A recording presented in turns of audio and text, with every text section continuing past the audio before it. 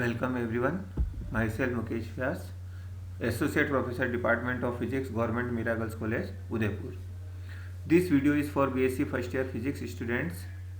It is paper 3rd electricity and magnetism, विद्युतिकी तथा चुंबकत्व. इसमें हमने जो टॉपिक लिया है इलेक्ट्रोमैग्नेटिक्स, विद्युत चुंबकीय, और ये सेकंड यूनिट में से लिया है और यह लेक्चर नंबर 18 है. इंटेंसिटी ऑफ मैग्नेटाइजेशन, चुंबकन तीव्रता. It is defined as magnetic movement per unit volume of the material. कोई भी पदार्थ है, चुंबकीय पदार्थ, मैग्नेटिक मटेरियल, उसके इकाई आयतन में जितना भी चुंबकीय आघूर्ण उत्पन्न होता है उसके द्वारा इसे निरूपित करते हैं. Also it represents the extent to which a specimen is magnetized when placed in a magnetic field. और यह क्या निरूपित करता है, यानी किसी पदार्थ को, नमूने को जब चुंबकीय क्षेत्र में रखते हैं तो वो किस सीमा तक चुंबकित होता है उसे भी निरूपित करता है. If m and v represent magnetic moment and volume respectively, then I is equal to m upon v. Magnetic moment per unit volume. Magnetic susceptibility, चुंबकीय प्रवृत्ति, chi. The ratio of the intensity of magnetization induced in the material and the magnetizing force applied is known as the magnetic susceptibility of the material.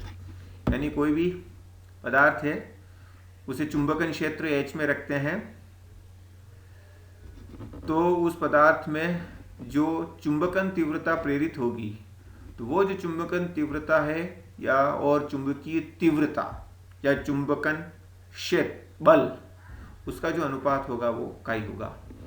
Greater the value of magnetic susceptibility of a material, यानी किसी पदार्थ की चुंबकीय प्रवृत्ति जितनी ज़्यादा होगी, greater will be the value of the intensity of magnetization for it, यानी उसकी चुंबकन तीव्रता उतनी ही ज़्यादा होगी. अर्थात more easily it can be magnetized, यानी उसे उतना ही आसानी से चुंबकित किया जा सकता है.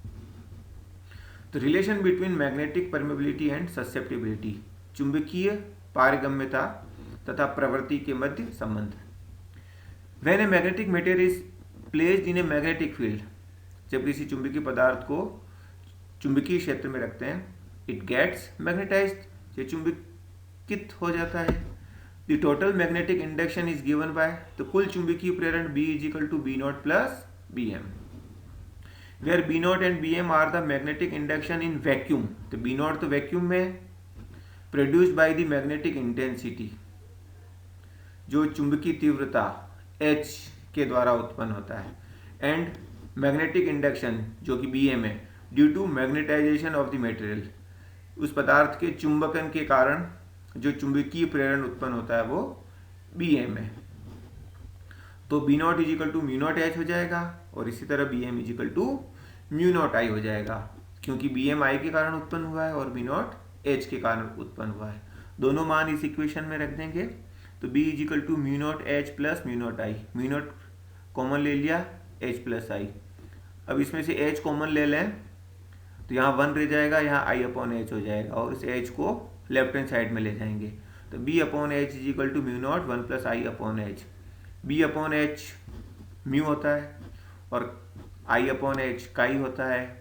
दोनों मान रख दो तो ये हो जाएगा mu is equal to mu not 1 plus काई.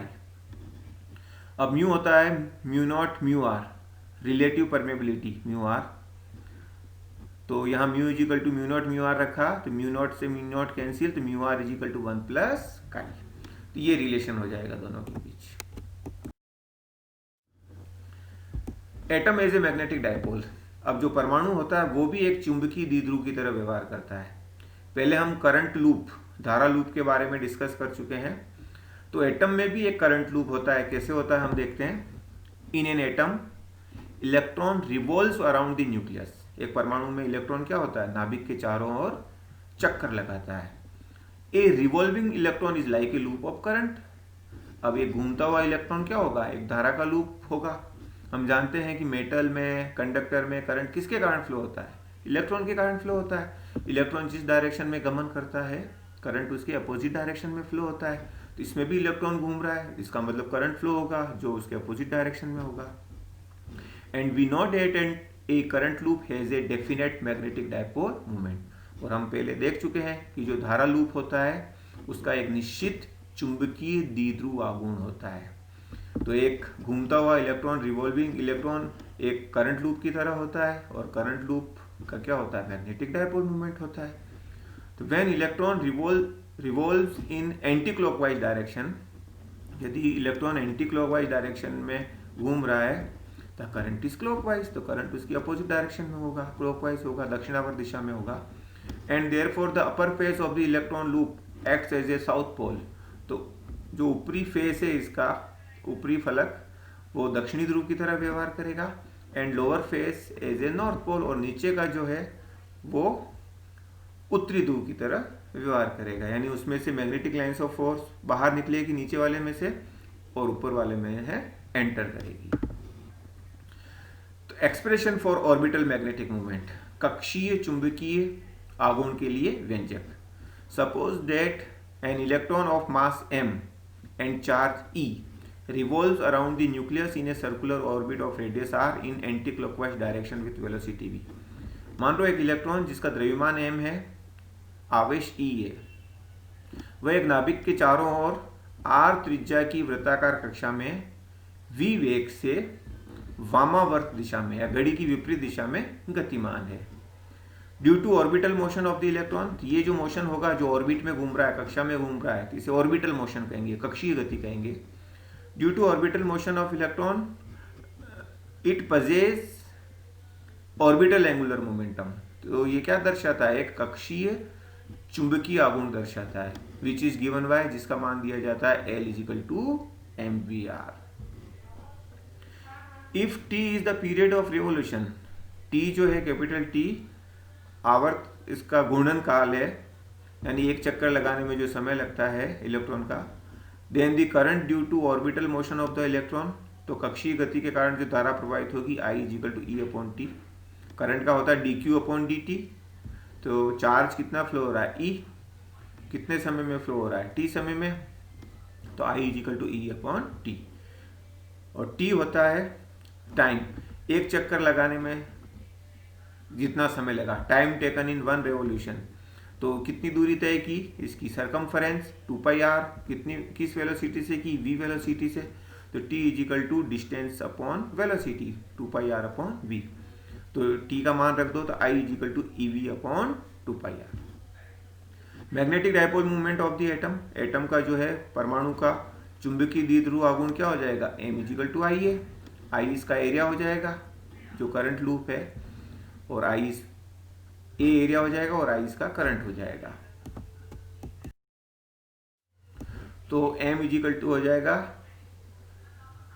I का मान रख देंगे ऊपर से ev/2πr, और a का मान हो जाएगा πr², तो 1/2 evr। Substituting the value of Vr in equation 3 from 2 से हम Vr का मान रख देंगे, तो m = ये आ जाएगा। इन वेक्टर नोटेशन, सदिश संकेतन में m vector = -e/2m l vector. Negative sign is due to the negative charge of electron, electron का चार्ज नेगेटिव है इसलिए उसका चार्ज -e होता है, तो e की जगह हमने -e रख दिया।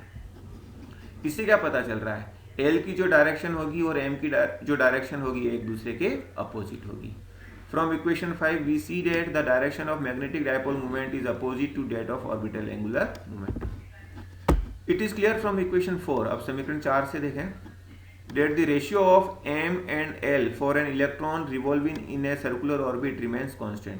यानी एक इलेक्ट्रॉन जो एक वृत्ताकार कक्षा में चक्कर लगा रहा है, तो उसके लिए l और m या m और l का जो रेशियो है वो एक कांस्टेंट होता है, और वो किसके बराबर होता है, E/2m के बराबर होता है, which is called orbital gyromagnetic ratio, कक्षीय घूर्ण चुंबकीय अनुपात कहलाता है।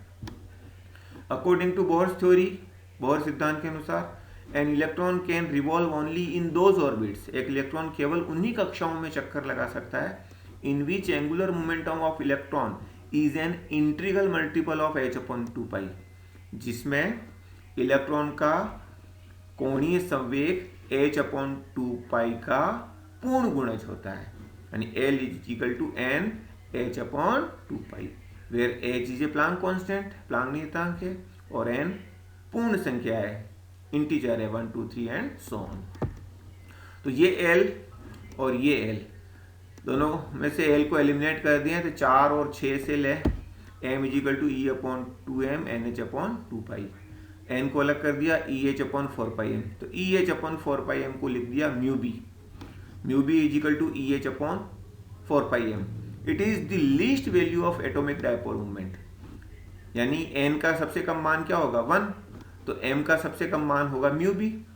तो ये जो डायपोल मोमेंट है, एटॉमिक डायपोल मोमेंट, परमाणविक द्विध्रुव आघूर्ण, उसका न्यूनतम मान है and is called Bohr magneton, इसको बोहर मैग्नेटॉन कहते हैं। It is the natural unit of magnetic movement, ये जो मैग्नेटिक मूवमेंट होता है उसकी स्वाभाविक इकाई है। और म्यू बी का मान निकालें, सब कांस्टेंट है, सबके मान रख दिए, ई का मान, एच का मान, 4 पाई एम का मान, तो ये होता है 9.27 into 10⁻⁻24 ampere into metre square. Expression for spin magnetic movement, चक्रण चुंबकीय आघूर्ण के लिए व्यंजक। अब ऑर्बिटल मोशन तो हो ही रहा है, कक्षीय गति हो रही है, साथ में इलेक्ट्रॉन स्पिन मोशन भी करता है, चक्रण गति भी करता है। We know that when electron revolves around the nucleus, it also possesses spin motion in addition to orbital motion। यानी इलेक्ट्रॉन नाभिक के चारों ओर चक्कर लगाते लगाते कक्षीय गति तो कर ही रहा है, तो उसके अतिरिक्त चक्रण गति भी करता है। The angular momentum and magnetic movement associated with spin motion of electron are called spin angular momentum and spin magnetic movement respectively.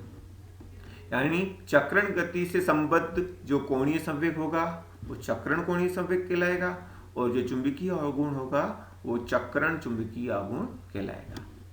Since spin off the electron is 1/2, जो चक्रण होता है इलेक्ट्रॉन का, जो एक क्वांटम नंबर होती है, quantum संख्या, उसका मान है 1/2 होता है। And hence the spin angular momentum of the electron is given by, तो capital S spin angular momentum हो जाएगा 1/2 h अपॉन 2 पाई। तो नीचे 2 आ रहा है। Thus the ratio of spin magnetic moment and spin angular momentum S will be twice the ratio of orbital magnetic moment and orbital angular momentum of the electron। तो यहाँ नीचे 2 आ रहा है, इससे क्या पता चल रहा है कि जो स्पिन मैग्नेटिक मूवमेंट होगा और जो स्पिन एंगुलर मोमेंटम है उसका अनुपात जो होगा वो ऑर्बिटल मैग्नेटिक मूवमेंट, कक्षीय चुंबकीय आघूर्ण, और ऑर्बिटल एंगुलर मोमेंटम, कक्षीय कोणीय संवेग के अनुपात का दुगुना होगा। तो ms upon s is equal to twice e upon 2m, क्योंकि उसमें m अपॉन l क्या होता है e अपॉन 2m, तो ये दुगुना होगा तो दुगुना कर दिया, 2 से मल्टीप्लाई कर दिया, तो ms is equal to twice e upon 2m into capital S। s का मान ऊपर से रख देंगे तो वैल्यू आ जाएगी। पहले इसको वेक्टर नोटेशन में लिखें, ms vector is equal to -2 e upon 2m s vector, क्योंकि इलेक्ट्रॉन का चार्ज नेगेटिव है इसलिए माइनस साइन। फिर s का मान ऊपर से इसमें रख देंगे, तो ms is equal to e upon m into 1/2 h upon 2 pi, तो EH अपॉन 4 पाई m यानी म्यू बी। तो जो स्पिन मैग्नेटिक मूवमेंट का मान है वो म्यू बी के बराबर होता है, Bohr magneton. If an atom contains more than 1 electron, एक इलेक्ट्रॉन से ज़्यादा इलेक्ट्रॉन है उसमें, तो इस जो रिलेशन है m ऑर्बिटल मैग्नेटिक मूवमेंट और स्पिन मैग्नेटिक मूवमेंट, उन दोनों को कंबाइंड करते हुए हम रिलेशन लिख सकते हैं mj is equal to -g e upon 2m j, where j is equal to l plus s represent total angular momentum. l तो है ऑर्बिटल एंगुलर मोमेंटम, s है स्पिन एंगुलर मोमेंटम, तो j हो जाएगा टोटल एंगुलर मोमेंटम, कुल कोणीय संवेग। And mj is equal to m plus ms represents total magnetic movement of the atom, परमाणु का कुल चुंबकीय आघूर्ण ऑर्बिटल और स्पिन के वेक्टर सम के बराबर। Here the factor g is called the Lande ji factor, यहाँ जो गुणांक g है वो लांडे जी कारक कहलाता है। अब हम कंपैरिजन करें, comparison of electrostatics and magnetostatics, स्थिर विद्युतिकी तथा स्थिर चुंबकीय की तुलना।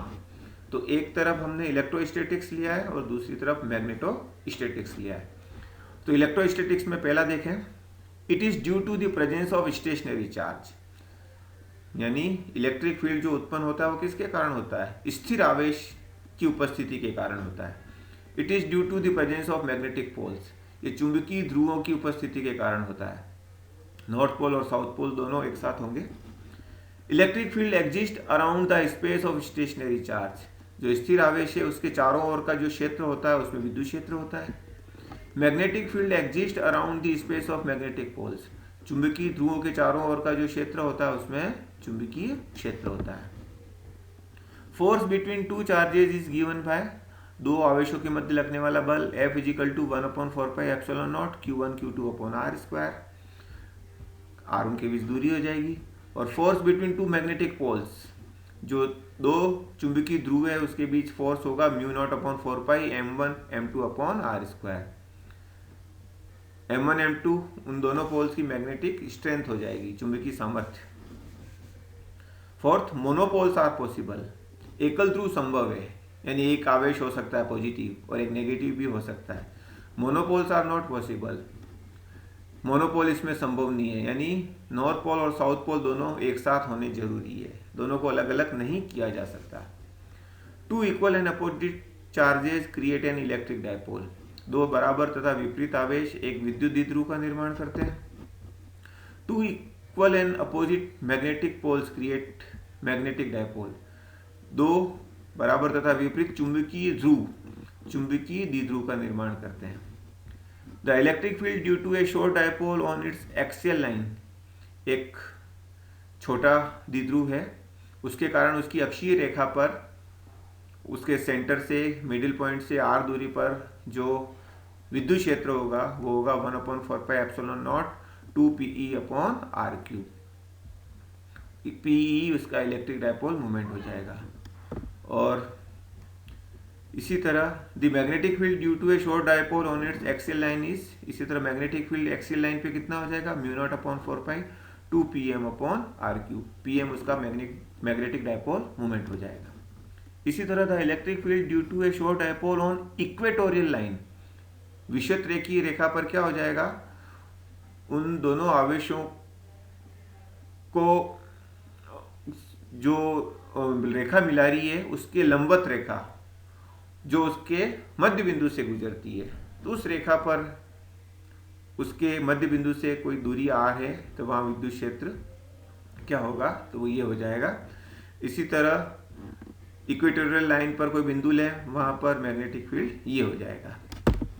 फिर direction of electric lines of force is from positive charge to negative charge. विद्युत बल रेखाओं की जो दिशा होती है धनात्मक आवेश से ऋणात्मक आवेश की ओर होती है, यानी वो धनात्मक आवेश से उत्पन्न होती है और ऋणात्मक आवेश की ओर उसकी दिशा होती है। The direction of magnetic lines of force is from north pole to south pole. इसमें उत्तरी ध्रुव से दक्षिणी ध्रुव की ओर होती है चुंबकीय बल रेखाओं की दिशा। Electric flux is the total number of electric lines of force passing through unit surface area normally. विद्युत फ्लक्स क्या होता है, यानी जो क्षेत्र कोई सरफेस एरिया है उससे अभिलंबत जो गुजरने वाली विद्युत बल रेखाओं की संख्या होती है, विद्युत बल रेखाओं की कुल संख्या, उसे विद्युत फ्लक्स कहते हैं। और magnetic flux is the total number of magnetic lines of force passing through unit surface area normally. और मैग्नेटिक फ्लक्स क्या होता है, चुंबकीय फ्लक्स कोई पृष्ठ क्षेत्रफल है उससे अभिलंबत गुजरने वाली चुंबकीय बल रेखाओं की कुल संख्या चुंबकीय फ्लक्स होती है। गाउस लॉ इन इलेक्ट्रोस्टैटिक्स, स्थिर विद्युतिकी में गाउस का नियम क्या होता है, सरफेस इंटीग्रल E.ds = q/ε0। और Gauss law in magnetostatics, surface integral B.ds = 0। A time varying field creates a magnetic field. एक जो समय परिवर्ती क्षेत्र होता है उससे चुंबकीय क्षेत्र उत्पन्न होता है। और a time varying magnetic field creates an electric field. और समय परिवर्ती चुंबकीय क्षेत्र है उससे विद्युत क्षेत्र उत्पन्न होता है, यानी विद्युत क्षेत्र से चुंबकीय क्षेत्र उत्पन्न किया जा सकता है और चुंबकीय क्षेत्र से विद्युत क्षेत्र उत्पन्न किया जा सकता है। तो ये यूनिट जो है आपका यहीं समाप्त होता है।